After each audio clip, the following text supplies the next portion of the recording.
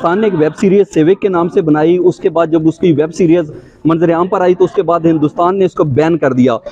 आपने स्टोरी को लिखा जी। आप ये बताइएगा कि स्टोरी के अंदर ऐसा क्या है? सिंपली तो हमें ये पता चलता है कि 1984 का ऑपरेशन ब्लू स्टार जो गोल्ड टेम्पल में हो उसके हवाले से है, फिर उसके बाद इंदिरा गांधी का मर्डर और उसके बाद जिस तरीके से उसको सिख कम्युनिटी के ऊपर डाला गया, तो इसमें ऐसा और क्या है कि हिंदुस्तान इतना खौफजदा हुआ कि इसको उन्होंने अपनी सालमियत के लिए खतरे के तौर पर देखा और इसको बैन कर दिया, बंद कर दिया? असल में इस वक्त जो नैरेटिव, एक फैशिस्ट नैरेटिव चल रहा है इंडिया में, बीजेपी का जो है, जिसमें आम जो सिटीजन है वो उसका रिलेट नहीं करता, लेकिन जो गवर्नमेंट का एक उनका बना हुआ है एक नैरेटिव, वो छोटी सी छोटी चीज को पकड़ के जो है वो बहुत ज्यादा कंट्रोवर्शियल कर देते हैं। तो मुझे लगता है कि इतना को बैन होने वाली चीज इसमें थी नहीं जितना ज्यादा रिएक्शन उनका उससे ज्यादा है। अच्छा, इसके अगर आप कमेंट्स देखें तो हिंदुस्तान के रहने वाले लोगों ने भी इसको बड़ा पसंद किया है, तो वहां से कोई फीडबैक आया लोगों का इसके हवाले से? किस तरीके से फीडबैक सामने आया पाकिस्तान और हिंदुस्तान के रहने वाले लोगों? अच्छे आए हैं कई जगह पे, बल्कि जो सिख कम्युनिटी है उसकी तरफ से भी कई देखा जाए तो बहुत सारे ऐसे इश्यूज हैं जो कि एड्रेस नहीं हो पाते उनके अपने यहाँ, जैसे ये डिफरेंट जो स्टोरी जिसमें सिखों का डिफरेंट है, बाकी चीजें भी, कुछ प्रोटेस्ट वगैरह के बारे में जिक्र कुछ बीच में आएगा, तो वो जो मेन इस वक्त जो उनका नैरेटिव बन गया है, स्टाइल बन गया है चैनल्स का, वो बड़ा फैशिस्ट है। तो वो जिसके अंदर हर किस्म की वॉइस रोक ली जाती है, जो फ्रीडम ऑफ स्पीच जिसका अलमबरदार है बेसिकली इंडिया, वो उसको अपना ही ये जो हिंदुत्व वाला जो और जो बीजेपी का नैरेटिव है, जो बैन का की जो एक इनका फैशन है, वो बेसिकली बहुत नुकसान खुद पहुंचा रहा है। आप नहीं समझते कि आरएसएस का, और जैसे आपने बीजेपी के हवाले से बात की, तो उनका एक गलीज चेहरा बिल्कुल खुलकर सामने आया है कि एक पाकिस्तान की जो वेब सीरीज है उसको भी देखने से ये लगता है कि उनके मुल्क के अंदर पता नहीं दाखिली इंतशार फैल जाएगा, सालमियत के लिए खतरा है, तो इससे उनकी तंग नजरी सामने आई है। इस हवाले से क्या वो यही हो रहा है कि बहुत छोटी सी छोटी चीज के ऊपर भी, क्योंकि जब आप बहुत एक्सट्रीमिज्म पे चल जाते हो तो आप जरा सी बर्दाश्त भी आप में इंटॉलरेंस की इंतहा हो जाती है। मतलब हम उनका कितना कंटेंट ऐसा देख रहे हैं, जैसे हिंदुत्व के नाम से एक वहाँ की सीरीज आई है, वो मतलब फिल्म आई है, उसको देख के आप यहाँ पे बैठे हुए खौफजदा फील करते हो कि वहाँ पे मुसलमान जो ग्रुप्स बैठे हुए होंगे, जो वहाँ पे रहने वाले लोग हैं, वो कैसा कितना घुटन और कितनी खौफ महसूस करते होंगे। तो इस तरह की चीज का बन के और एकदम रिएक्ट करना, वो मेरे ख्याल से उतना रिएक्शन उधर से आया है जो कि बनता भी था। मुख्तसरन एक आखिरी सवाल, हिंदुस्तान में रहने वाली जो सिख कम्युनिटी है और पाकिस्तान के अंदर जो रहने वाली सिख कम्युनिटी है, उनको क्या मैसेज देना चाहेंगे कि ये वेब सीरीज देखना उनके लिए कितनी जरूरी है? देखिए, इसके अंदर असल में पंजाब का भी जिक्र हुआ है, और जो सिख है उनके साथ एथनिसिटी वाइज भी और रिलीजन वाइज वो दोनों तरह से चीजें कनेक्ट हो जाती हैं बीच में। तो मेरा ख्याल ये है कि उनके साथ, सिखों के साथ ये हुआ है क्योंकि छोटी एक माइनॉरिटी है हर तरफ ही, पार्टीशन से पहले भी माइनॉरिटी थी, हमेशा मुजालम का शिकार रही। उनका साथ ये भी हुआ है कि उनके बारे में नैरेटिव जब दूसरे बयान करते हैं तो नॉर्मली उनको डिमोनाइज ही किया जाता रहा है। तो ये एक ऐसी चीज है जिसने सिखों को बहुत सॉफ्ट हार्टेड और जो उनका एक नॉर्मल ह्यूमन, जो उनकी ह्यूमन साइड है, वो ही दिखाई है। मैम ये बताइए कि ये सिविक के नाम से वेब सीरीज है, इसकी प्रोडक्शन हेड हैं आप, जी बिल्कुल। तो ये बताइएगा कि आपने जब इसकी प्रोडक्शन की, इसके ऊपर कितनी लागत आई कुल, और वो वाला जो एक्सपेंस था वो किसने दी? देखिए, ये जैसे कि प्रेस कॉन्फ्रेंस में भी हमने बताया कि बिडली की जो है वो ज़ाती प्रोडक्शंस है। It's the first original web series of बिडली प्लेटफॉर्म, और डेफिनेटली सारी जो फाइनेंसेस थे वो उन्हीं की तरफ से थे। वो उन्होंने ही हम सबको, हमारी पूरी टीम को जो है वो जमा किया। कितना एक्सपेंस आया वैसे इसके ऊपर? इसका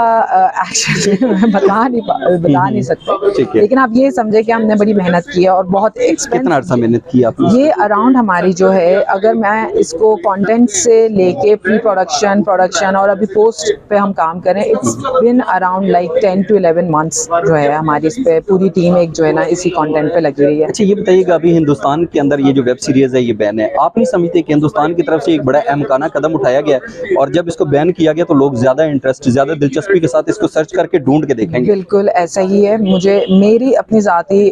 जो ओपिनियन है वो यही है कि बैन ना करते तो मे भी शायद ये इतना फैलता नहीं, लेकिन बैन क्यों किया ये हमें बिल्कुल भी समझ नहीं आता, बिकॉज फ्रीडम ऑफ स्पीच तो दोनों मुल्कों में जो है बड़ी बोल चाल है उसकी, तो बैन नहीं होना चाहिए था, बल्कि ये ऑडियंस को ये ऑप्शन देना चाहिए था कि आया वो चीज़ देखना चाहते हैं कि नहीं चाहते हैं। अगर वो नहीं देखना चाहते होते तो वो कभी भी इस चीज़ पे जाते नहीं और इस चीज़ को देखते नहीं। अब वो देखना चाह रहे हैं तो डेफिनेटली वो देखेंगे। और ये हम सब जानते हैं कि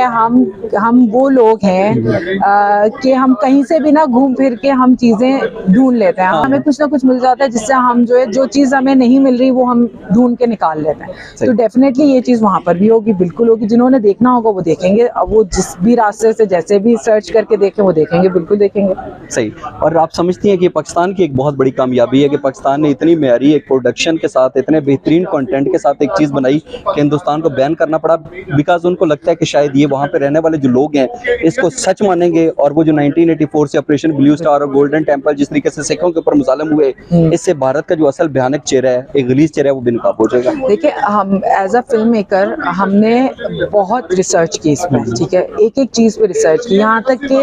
अगर किसी कैरेक्टर ने कोई रिंग भी पहनी है या कोई कड़ा भी पहना है, हमने उस पर भी रिसर्च की, तभी आपको स्क्रीन पे एक बहुत अच्छी प्रोडक्शन वैल्यू नज़र आ रही है, क्योंकि सबकी बहुत मेहनत है। अब ऐसा नहीं है कि हमने बस 4 चीज़ें जमा की और हमने काम कर लिया, इस पर मेहनत बहुत है और वो मेहनत स्क्रीन पे नज़र आ रही है। वो प्रोडक्शन वैल्यू जो है वो स्क्रीन पे जब नज़र आ रही है तो तभी आपको और सबको ये लग रहा है कि पाकिस्तान की बहुत अच्छी एक जो है प्रोडक्शन जो है वो निकली है। वो इसलिए क्योंकि उसको टाइम दिया गया है, उसको जो है वो उस पर रिसर्च है, रिसर्च इज़ द मेन की। बिल्कुल,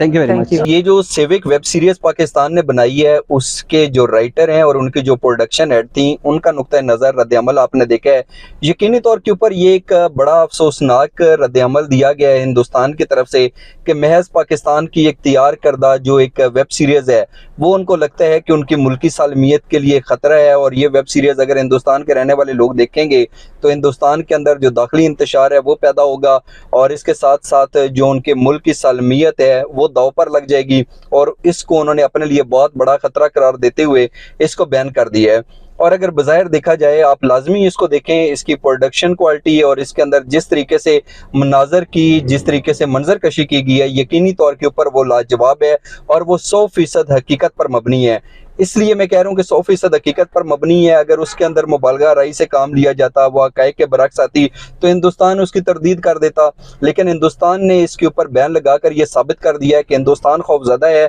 और ये जो वेब सीरीज़ है इसको देखने के बाद हिंदुस्तान के रहने वाले जो लोग हैं, वहाँ पे जो अक़लियत के अंदर लोग हैं और ख़ुसूसन जो वहाँ की सिख कम्यूनिटी है, उनको जब याद आएगा कि किस तरीके से हिंदुस्तान की ये जो बीजेपी और RSS का जो एक माइंड सेट है, उन्होंने किस तरीके से हिंदुस्तान के रहने वाले सिखों के ऊपर मुज़ालिम ढाए थे, और 1984 के अंदर जो ऑपरेशन ब्लू स्टार किया गया, और उसके बाद जिस तरीके से इंदिरा गांधी का कत्ल उनके मुहाफ़िज़ एक सिख गार्ड था उसने किया, और उसके बाद जिस तरीके से सिख कम्यूनिटी को हिंदुस्तान के अंदर निशाना बनाया गया, उनके ऊपर जुल्म और बर्बरियत की इंतहा की गई, वो इस फिल्म के अंदर बड़े बेहतरीन अंदाज में फिल्माया गया है। और आप देखें तो आपको ऐसे पता चलता है जैसे ये मनाज़र बिल्कुल आपकी आंखों के सामने हो रहे हैं। बेहतरीन प्रोडक्शन क्वालिटी, और इसमें बताया गया कि 1984 से लेकर 2022 तक